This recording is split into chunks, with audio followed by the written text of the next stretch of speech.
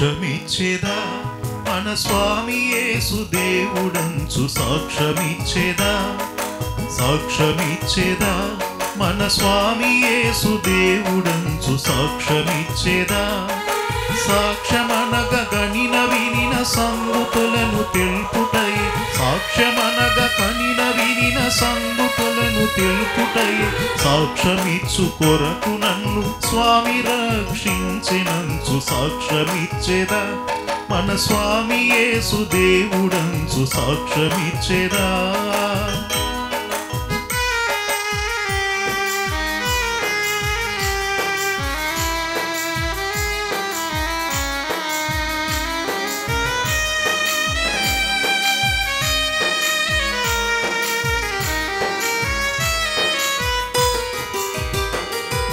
దిక్కుదెసయులేని నన్ను దేవుడెంతో కనికరించి దిక్కుదెసయులేని నన్ను దేవుడెంతో కనికరించి మక్కువతో నాకు నెట్లు మనశ్శాంతినిచ్చినాడు సాక్ష్యమిచ్చేదా మన స్వామి యేసు దేవుడంచు సాక్ష్యమిచ్చేదా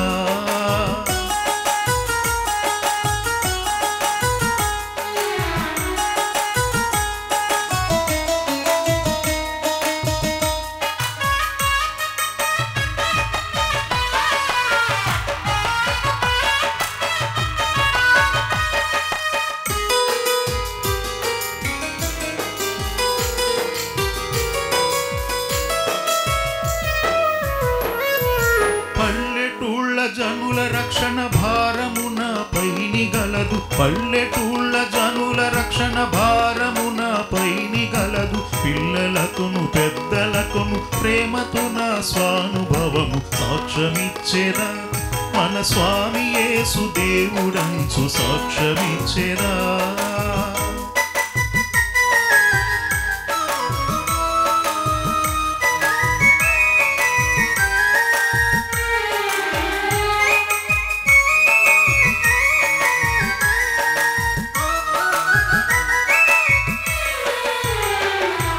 బోధ చేయలేను వాదములకు బోను నాకదేల బోధ చేయలేను వాదములకు బోను నాకదేల నాదుడేసు ప్రభును గూర్చి నాకు తెలిసినంత వరకు సాక్ష్యమిచ్చేదా మన స్వామి యేసు దేవుడనుచు సాక్ష్యమిచ్చేదా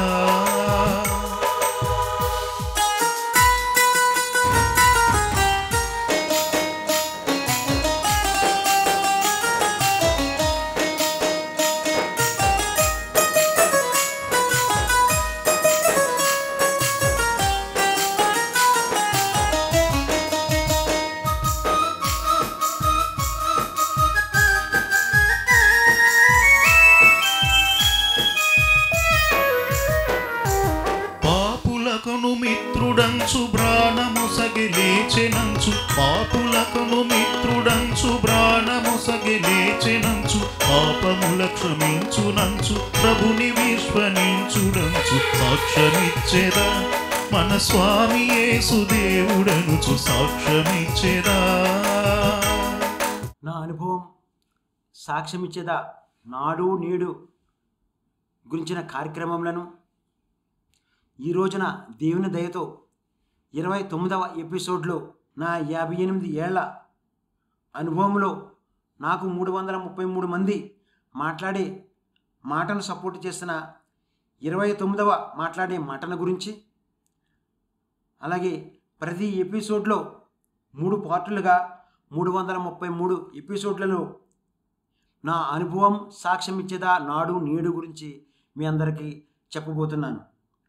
మొదటి పార్టులో దేవుని వాక్యం తెలుసుకున్న 7 నాడు నేడు మాట్లాడే 7 మాటల గురించి అలాగే రెండవ పార్టులో దేవుని వాక్యం తెలియనప్పుడు నా కష్టే ఫలి గురించిన 7 రకాల అనుభవ సాక్ష్యముల గురించి మూడవ పార్టులో దేవుని వాక్యం నేను తెలుసుకున్న నాటి నుండి 30 ఏళ్లుగా 7 మాటలతో 7 రకములుగా దేవుని స్తుతించడం గురించి ఈ కార్యక్రమములను ప్రతిరోజు సాయంత్రం 7 గంటల నుండి 7:30 వరకు మోక్ష మార్గం టీవీ ఛానల్స్తోనూ యూట్యూబ్ ఛానల్స్తోనూ నా అనుభవం సాక్ష్యమిచ్చేదా నాడు నేడు అనే కార్యక్రమములను ప్రసారం చేయబడుతుంది.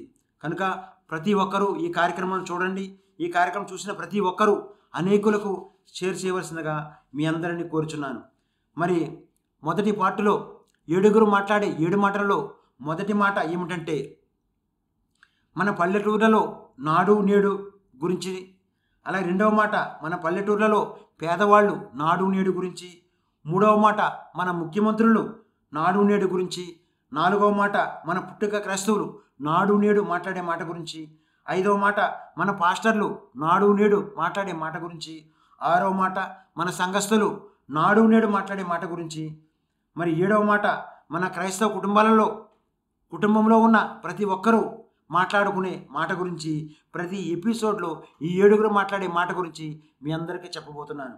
అలాగే రెండవ పార్టులో దేవుని వాక్యం తెలియనప్పుడు 333 మంది మాట సపోర్ట్ చేసిన వారికి నా ప్రత్యేకమైన కృతజ్ఞత తెలియజేస్తూ, మరి 7 రకములుగా నా అనుభవ సాక్ష్యం ఏమిటంటే, మొదటి అనుభవ సాక్ష్యం 22 ఏళ్ళు పురి గుడిసెలో నాడు నేడు గురించి, రెండవ అనుభవ సాక్ష్యం 7 ల్యాబొరేటరీలపై హైదరాబాదులో నాడు నేడు గురించి, మూడవ అనుభవ సాక్ష్యం 7 రకాల ఆర్థిక సమస్యలు హైదరాబాదులో నాడు నేడు గురించి, నాలుగవ అనుభవ సాక్ష్యం 7 రకాల అనారోగ్యాలు హైదరాబాదులో నాడు నేడు గురించి, ఐదవ అనుభవ సాక్ష్యం 12 అద్దెల్లులు హైదరాబాదులో నాడు నేడు గురించి, ఆరవ అనుభవ సాక్ష్యం దేవుని దర్శనం దేవుని స్వస్థత నాడు నేడు గురించి, ఏడవ అనుభవ సాక్ష్యం యేసుక్రీస్తు శిలువలో మాట్లాడిన 7 మాటల గురించి ప్రతి ఎపిసోడ్లో మీ అందరికీ చెప్పబోతున్నాను. మూడవ పార్టులో దేవుని వాక్యం తెలుసుకున్న నేను, దేవుని వాక్యం నమ్ముకున్న నేను 30 ఏళ్లుగా దేవునికి ఆయన శిలువలో మాట్లాడిన 7 మాటలకు 7 రకములుగా దేవునికి ఏ రకంగా స్తుతి స్తోత్రం చెల్లించుచున్నాను.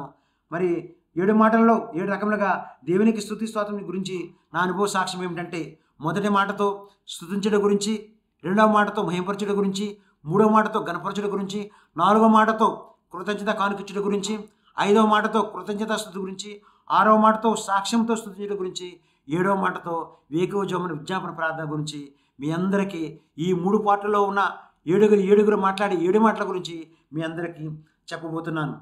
మొదటి పార్టులో 7 మాట్లాడే 7 మాటలలో మొదటి మాట మన పల్లెటూర్లలో నాడు నేడు సాక్ష్యం ఏమిటంటే, 1974లో నాడు మన పల్లెటూర్లలో 50 ఏళ్లకు పూర్వము మరి పల్లెటూర్లలో అనేక మంది మరి గేదెలను కాసుకొని ఆ రోజంతా గేదెలు మేపుకొని మరి తెల్లవారినప్పుడు గ్లాసు మజ్జిగ గ్లాసు పాలు అని పేదవాళ్ళు ఆ రోజుల్లో పాలు మజ్జిగ అమ్మేవారు.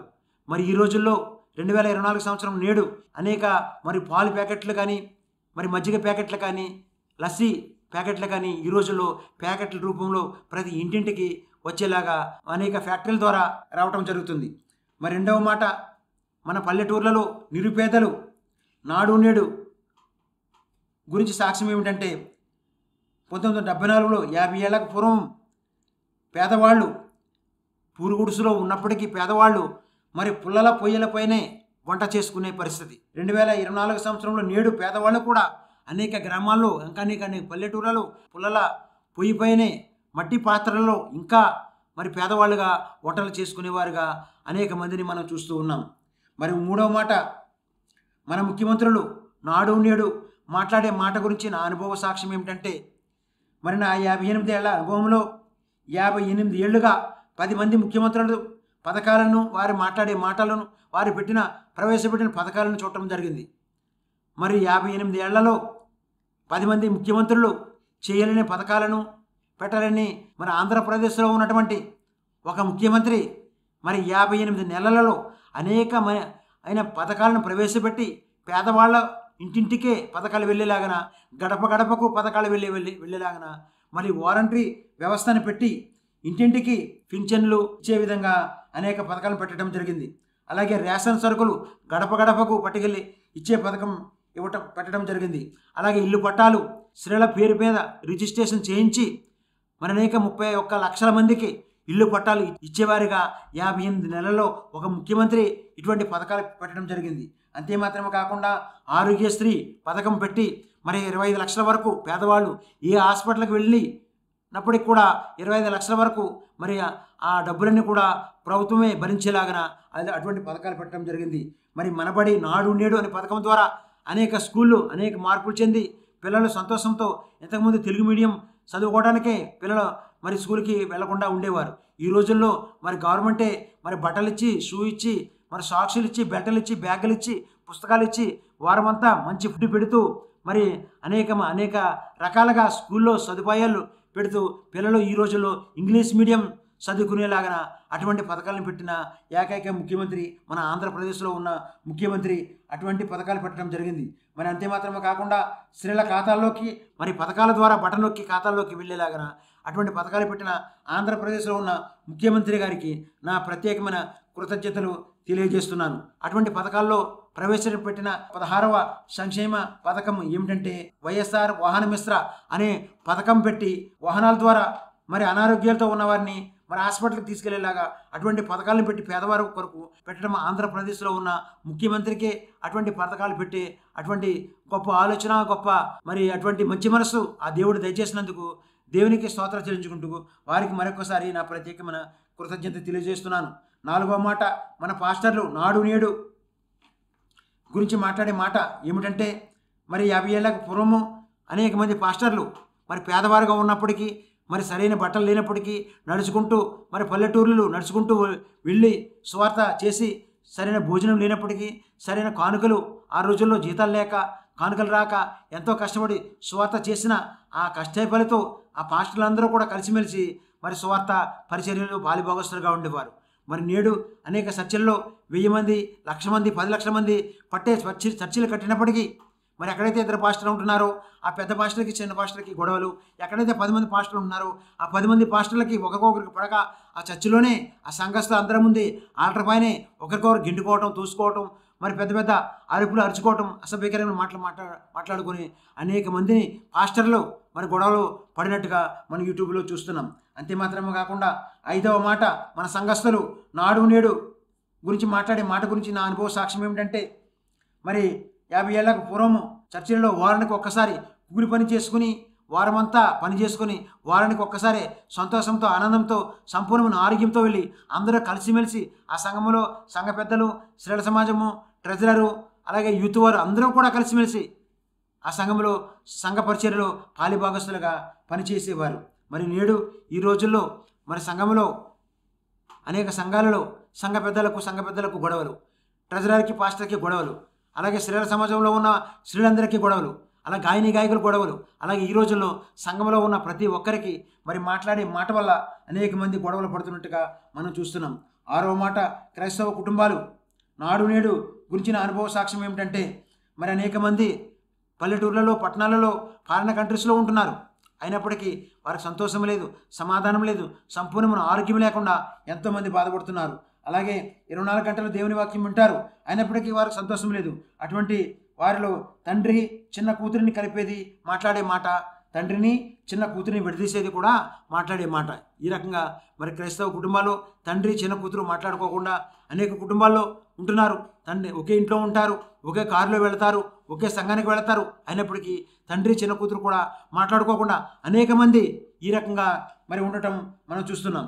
2వ పార్ట్లో నా అనుభవ సాక్ష్యం మరి దేవుని వాక్యం తెలియనప్పుడు మరి ముఖ్యమంత్రి పథకాలు లేనప్పుడు చదువుకోవడానికి నేను పుట్టిన ఊరిలో బల్లిపాడులో పల్లెటూరులో నా కష్టఫలి సాక్ష్యం ఏమిటంటే 58 ఏళ్లలో 333 మంది మాటతో సపోర్ట్ చేసిన వారిలో 29వ మాట్లాడే మాట ఏమిటంటే 50 రూపాయలకు బిందెను తాకడ పెట్టి మరి హైదరాబాదు వెళ్ళిన పరిస్థితి.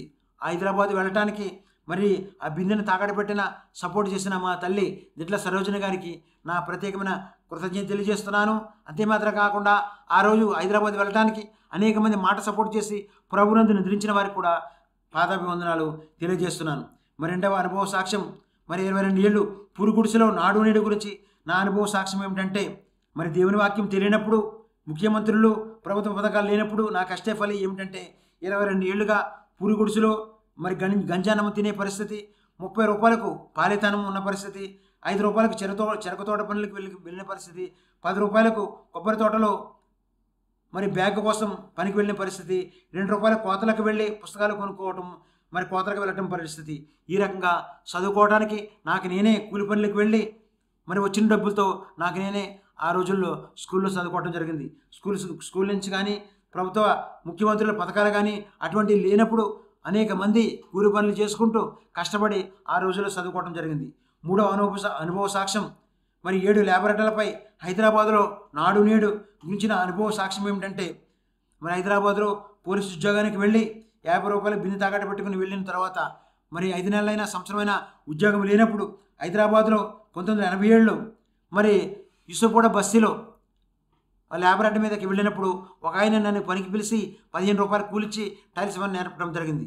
అలాగే రహమత్ నగర్లో ల్యాబొరేటరీపై ఒక ఆయన నన్ను పనికి పిలిచి 20 రూపాయలు కూలిచ్చి మార్బుల్ పని నేర్పడం జరిగింది. అలాగే జూబ్లీ చెక్ పోస్ట్ దగ్గర మరి కారిమీనగర్లో, అలాగే కృష్ణానగర్లో, అలాగే రహమత్ నగర్లో అనేక ల్యాబొరేటరీలపై అనేక మంది పనికి పిలిచి 25 రూపాయలు కూలిచ్చి అనేక మంది మార్బుల్, గ్రెనైట్, టైల్స్ పనులు నేర్పడం జరిగింది. ఈ రకంగా దేవుని వాక్యం తెలియనప్పుడు తెలియనప్పుడు ఈ రకంగా హైదరాబాదులో నేను కష్టపడటం జరిగింది. అంతే మాత్రమే కాకుండా 4వ అనుభవ సాక్ష్యం ఏమిటంటే ఆర్థిక సమస్యలు, మరి వడ్డీలు, అప్పులు. మరి కూలి తక్కువగా ఉన్నప్పుడు ఇంటికి కట్టడానికి డబ్బులు సరిపోక, మరి ఇంటికి సరుకులని తేవడానికి సరిపోక, మరి కిరాణా షాపు దగ్గర అరువు, మరి నెలకి ఒకసారి అరువు తెచ్చినప్పుడు ఆ నెల రోజుల్లో మరి ఆ కిరాణా షాపానికి డబ్బులు కట్టినప్పుడు ఆయన వచ్చి మరి ఇంటి దగ్గర గొడవ పెట్టిన పరిస్థితి. అంతే మాత్రమే కాకుండా మరి వడ్డీలకి అప్పులు చేసి ప్రతి నెల వడ్డీలు కట్టే పరిస్థితి. అలాగే ఈఎంఐలు ప్రతి నెల కూడా ఈఎంఐలే కట్టే పరిస్థితి. అలాగే బంగారం కూడా తాకట్టు పెట్టే పరిస్థితి. ఇవన్నీ కూడా యేసుక్రీస్తు దేవుని వాక్యం తెలియనప్పుడు, దేవుని వాక్యాన్ని నేను నమ్ముకున్నప్పుడు మరి ఇటువంటి పరిస్థితులు హైదరాబాదులో నేను ఉండటం జరిగింది. 5వ అనుభవ సాక్ష్యం చూసినట్లయితే హైదరాబాదులో 12 చోట్ల అద్దెకు ఉండటం జరిగింది. మరి దేవుని వాక్యం తెలియనప్పుడు, దేవుని గురించి నాకు తెలియనప్పుడు మరి హైదరాబాద్లో 110 రూపాయల నుంచి 110 నుంచి 150 నుంచి 200, 250, 300, 350 అలాగా ఎక్కడైతే తక్కువ కిరాయిలకి అద్దెకు దొరుకుతున్నాయో అలాగే 12 చోట్ల హైదరాబాద్లో అద్దెకు ఉండటం జరిగింది. 6వ అనుభవ సాక్ష్యం చూసినట్లయితే 6 రకాలైన అనారోగ్యాలతో బాధపడటం జరిగింది. దేవుని వాక్యం తెలియనప్పుడు, దేవుడు అంటే తెలియనప్పుడు, దేవుడిని నేను నమ్ముకున్నప్పుడు, దేవుని వాక్యం నమ్ముకున్నప్పుడు మరి అనేక రకాలైన అనారోగ్యాలతో బాధపడటం జరిగింది. మరి 20 ఏళ్ళు జలుబుతో బాధపడటం, 2 సార్లు మూతికి పక్షవాతం రావటం, 15 మరి ఏళ్ళుగా తలపోటు వచ్చినప్పుడు నెత్తికి 100 సూదులు గుచ్చి కరెంటు పెట్టడం, అలాగే 30 నెలలుగా కళ్ళు 2 రెడ్డగా అయిపోయినప్పుడు ఈ 2 కళ్ళుకి 30 రకాలైన కంటి సంబంధించిన డాక్టర్ల దగ్గరికి వెళ్ళటం, 30 రకాలైన డ్రాప్స్ వేయటం, 30 రకాలైన మెడిసిన్ వాడటం, 30 రకాలైన రక్త పరీక్షలు చేయటం, ఇటువంటి అనారోగ్యాలతో బాధపడుతున్నప్పుడు దేవుని స్వస్థత, దేవుని వాక్యంతో దేవుడు మాట్లాడి నాకు సంపూర్ణ స్వస్థత అనుగ్రహించినందుకు మీ అందరికీ ఈరోజు నిలబడి నా అనుభవం సాక్ష్యం ఇచ్చేదాన్ని నాడు నేడుగా మీ అందరికీ చెప్తున్నాను. 7వ అనుభవ సాక్ష్యం ఏమిటంటే యేసుక్రీస్తు శిలువలో మాట్లాడిన 7 మాటలు కంటే ముందుగా యేసు ప్రభు 150 కేజీల బరువు, 15 అడుగుల ఎత్తు, 8 అడుగుల వెడల్పు గల శిలువను మోస్తూ 350 మంది సైనికులు, 50 గుర్రాలు, 5480 శరీరంపై గాయాలు, 17 తలలో గాయాలు, 17 గంటల నీరు లేకుండా ఉండటం, 3 సార్లు కింద పడిపోయి 6.5 లీటర్లు రక్తం మన పాపాల కొరకు యేసుక్రీస్తు రక్తం చిందించి ఇటువంటి మరి భయంకరమైన బాధలు భరిస్తూ మరి శిలువలో ఆయన శిలువపై ఉంటూ ఆయన మాట్లాడిన 7 మాటల్లో 2వ మాట ఏమిటంటే, నేడు నీవు నాతో కూడా పరదేశంలో ఉందని నిశ్చయముగా నీతో చెప్పుచున్నాను. లూకాసు వార్త 23వ అధ్యాయం 43వ వచనం.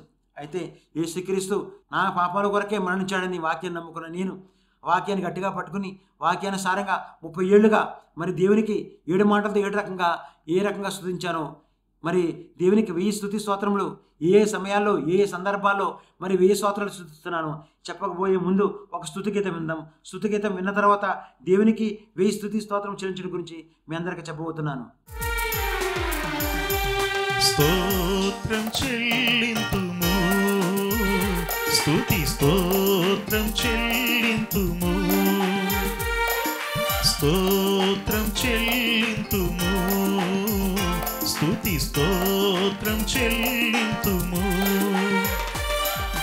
యేసునాథుని మేలులు తలంచి, యేసునాథుని మేలులు తలంచి స్తోత్రం చెల్లింతుము, స్తుతి స్తోత్రం చెల్లింతుము.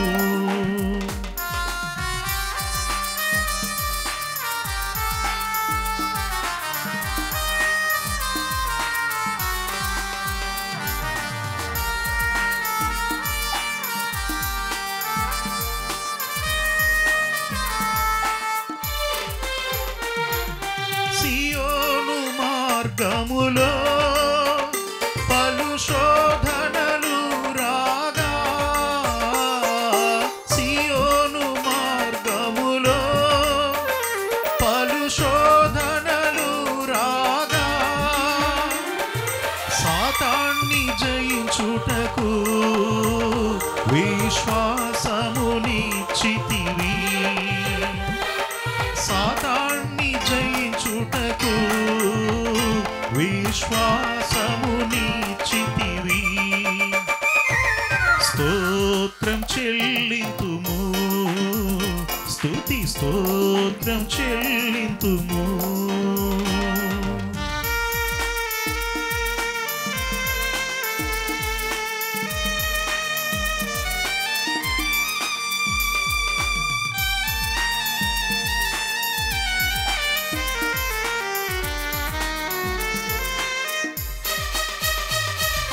సిలువను మోసుకొని సువార్తను చేపట్టి, సిలువను మోసుకొని సువార్తను చేపట్టి, యేసుని వెంబడింప ఎంత భాగ్యమునిచ్చితివి, యేసుని వెంబడింప ఎంత భాగ్యమునిచ్చితివి. స్తోత్రం చెల్లింతుము, స్తుతి స్తోత్రం చెల్లింతుము. పాడెద హల్లెలూయా, మరణాతా హల్లెలూయా, పాడెద హల్లెలూయా, మరణాతా హల్లెలూయా, సదా పాడెద హల్లెలూయా, ప్రభు యేసుకే హల్లెలూయా, సదా పాడెద హల్లెలూయా, ప్రభు యేసుకే హల్లెలూయా. స్తోత్రం చెల్లింతుము, స్తుతి స్తోత్రం చెల్లింతుము, స్తోత్రం చెల్లింతుము, స్తుతి స్తోత్రం చెల్లింతుము.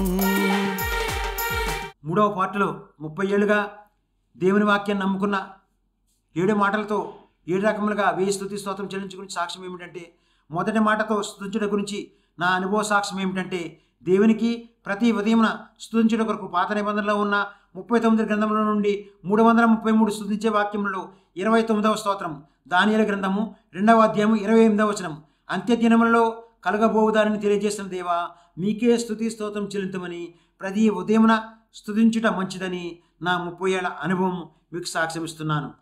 మరి రెండవ మాటతో మహిమపరచుట గురించి సాక్ష్యం ఏమిటంటే, దేవునికి ప్రతి మధ్యాహ్నం మహిమపరచుట కొరకు పత్రికా పాఠ్యంలో ఉన్న 23 గ్రంథంలో నుండి 333 మహిమపరిచే వాక్యములలో 29వ స్తోత్రం, ప్రకటన గ్రంథము 2వ అధ్యాయము 23వ వచనం, అంతరింద్రియములను హృదయములను పరీక్షించు దేవా మీకే స్తుతి స్తోత్రం చెల్లించమని ప్రతి మధ్యాహ్నమున స్తుతించడం మంచిదని నా 30 ఏళ్ల అనుభవము మీకు సాక్ష్యం ఇస్తున్నాను.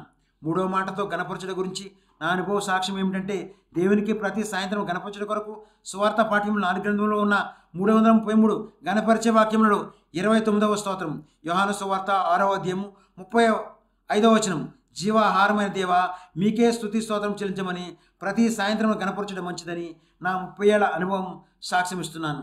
4వ మాటతో కృతజ్ఞత కానుక గురించి నా అనుభవ సాక్ష్యం ఏమిటంటే, పేదవాళ్ళు వారం వారం కూలిలో నుండి 10% ఇవ్వండి, అలా వారం వారం ఖర్చుల నుండి కూడా 10% ఇవ్వండి, నెల నెల జీతంలో నుండి 10% దేవునికి ఖచ్చితంగా ఇవ్వండి, నెలలో అయిన ఖర్చుల్లోంచి కూడా 10% ఇవ్వండి. ఎక్కడైతే మేము బాప్తిస్మం తీసుకున్నారో, ఎక్కడైతే ప్రభురాత్రి భోజన సంస్కారం పంచుకుంటున్నారో ఆ సంఘానికే మీరు ఖచ్చితంగా మీకు వచ్చిన దానిలోంచి 10% ఇవ్వండి, వారమంతా మీకు అయిన ఖర్చులు దానిలోంచి 10% ఇవ్వండి, నెలంతా వచ్చిన జీతంలోంచి 10% ఇవ్వండి, నెలంతా అయిన ఖర్చుల్లోంచి కూడా మరి 10% ఇచ్చినట్లయితే దేవుడు మిమ్మల్ని మీ కుటుంబాన్ని 30 60 100 ఆశీర్వదిస్తాడని అనుభవం మీకు సాక్ష్యం ఇస్తున్నాను.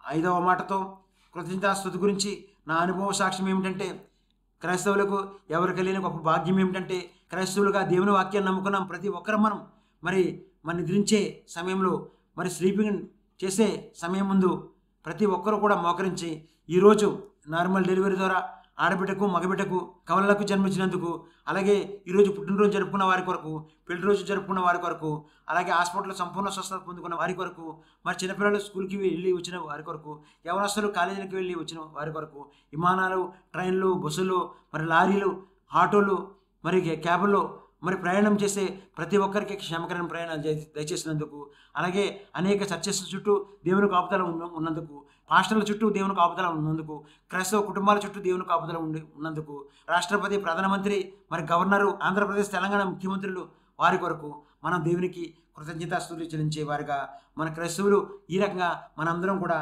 ప్రార్థన చేసే అటువంటి గొప్ప భాగ్యం దేవుడు మనకు దయచేసినందుకు దేవునికి స్తోత్రం చెల్లించుతున్నాను. 6వ మాటతో దేవుని దయతో ఈ రోజున 29వ ఎపిసోడ్లో 29వ స్తుతి గురించి, 29వ మహింపరచుడు గురించి, 29వ గణపరచుడు గురించి, 29వ కృతజ్ఞత కానుక గురించి, 29వ కృతజ్ఞత స్తుతి గురించి, 29వ సాక్ష్యంతో స్తుతి గురించి, 29వ విజ్ఞాపన ప్రార్థన గురించి, అంతే మాత్రమే కాకుండా నా 58 ఏళ్ల అనుభవంలో 333 మంది మాటతో సపోర్ట్ చేసిన 29వ మాట్లాడే మాట గురించి చెప్పే భాగ్యం దేవుడు నాకు దయచేసినందుకు స్తోత్రం చెల్లించుచున్నాను. 7వ మాటతో వేకువజామున విజ్ఞాపన ప్రార్థన గురించి నా 30 ఏళ్ల అనుభవ సాక్ష్యం ఏమిటంటే క్రైస్తవ కుటుంబాలలో 29వ రకమైన కష్టే ఫలం ఏమిటంటే అనేక క్రైస్తవ కుటుంబాలు తండ్రి చిన్న కూతురిని కలిపేది మాట్లాడే మాట, తండ్రి చిన్న కూతురిని విడదీసేది కూడా మాట్లాడే మాట. 29వ రకమైన భార్యాభర్తల సమస్య ఏమిటంటే చిన్న కూతురికి పెళ్లి జరగాలని భార్యాభర్తలు అనేక మంది పెద్ద కూతురికి పెళ్లి అయిపోయింది, చిన్న కూతురికి పెళ్లి జరగాలని అనేక మంది కన్నీటితో దుఃఖంతో అనేక మంది ప్రార్థన చేస్తున్నారు. వారందరికీ నేను చెప్పే నా అనుభవ సాక్ష్యం ఏమిటంటే ఎవరైతే మీరు ఎక్కువగా మాట్లాడుతున్నారో మీరు మాట్లాడే మాటను నోటిని అదుపు చేయండి. మీరు ఎవరైతే ఎక్కువగా మాట్లాడుతున్నారో మాట్లాడే మాటను పొదుపు చేయండి. అప్పుడే మీ కుటుంబంలో సంతోషం, సమాధానం, సంపూర్ణమైన ఆరోగ్యము, అనేక రకాలైన ఆశీర్వాదాలు వస్తాయని ఇప్పుడు మీ అందరి కొరకు ప్రార్థన చేస్తున్నాను. మహాపరిశుద్ధుడు, ప్రేమ కలిగిన మా ప్రియ పరలోకపు తండ్రి, మీ ఘనమైన మీ ప్రశస్తమైన బంగారు పాదాలకు వెళ్ళని లెక్కలేని స్తుతి స్తోత్రాలు చెంచుకుంటున్నాను తండ్రి. ఈ దినమున 29వ ఎపిసోడ్ చెప్పే భాగ్యం మాకు దయచేసినందుకు స్తోత్రాలు చెంచుకుంటున్నాను తండ్రి. ఈ కార్యక్రమం చూస్తున్న కుటుంబాలందరిపై మీ హస్తం ఉంచండి. ప్రతి గృహంలో శుభకార్యం జరిగించండి. ఎవరైతే ప్రభా మాట్లాడుకోకుండా తండ్రి చిన్న కూతురు మాట్లాడుకోకుండా, అలాగే నాయన ప్రభా చిన్న కూతురు పిల్లవాళ్ళని ఎవరైతే మీ పాదసన్నిధిలో విజ్ఞాపన చేస్తున్నారో ఈరోజు వారి కుటుంబాల్లో శుభకార్యాలు జరిగించండి. ఒకరికొకరు మాట్లాడుకుని సంతోషంతో ఆనందం ఉండేలాగా మీరు సహాయం తెచ్చండి. ఈ కార్యక్రమం సపోర్ట్ చేసిన వారిని, ఈ కార్యక్రమాన్ని చూసి అనేక మంది షేర్ చేస్తున్న కుటుంబాలను మీరు దీవించి ఆశీర్వదించండి. నన్ను ఎవరైతే ప్రభా మీ వాక్యాన్ని తెలుసుకొని మీరు నిజమైన దేవుడిని తెలుసుకుంటున్నారో వారికి మీరే మార్గం సరళం చేసి వారికి ఉన్న సమస్యల నుంచి, అనారోగ్య సమస్యల నుంచి, అప్పుల నుంచి, నిరుద్యోగ సమస్యల నుంచి నాయన ప్రభా మీరే విడుదల కలిగించి వారి కుటుంబంలో శుభకార్యాలు జరిగించవలసిందిగా మా ప్రభును మీ ప్రియకుమారుడు యేసుక్రీస్తు నామములో ప్రార్థించి స్తుతించి వేడుకుంటున్నాను పరమ తండ్రి. Amen, amen, amen. దేవుని దయతో ఈ రోజున 29వ ఎపిసోడ్ చెప్పే భాగ్యం దేవుడు దయచేసినందుకు స్తోత్రాలు చెల్లించుకుంటూ ఈ కార్యక్రమం చూసిన కుటుంబ సమేతంగా టీవీలోను, యూట్యూబ్ ద్వారా చూసిన వారు ఈ కార్యక్రమం సపోర్ట్ చేస్తున్నందుకు, ఈ కార్యక్రమం అనేక మంది చేస్తున్నందుకు మీ అందరికీ మరొకసారి నా ప్రత్యేకమైన కృతజ్ఞత తెలియజేస్తూ ఈ 29వ ఎపిసోడ్ ముగిస్తున్నాను. ఆమెన్.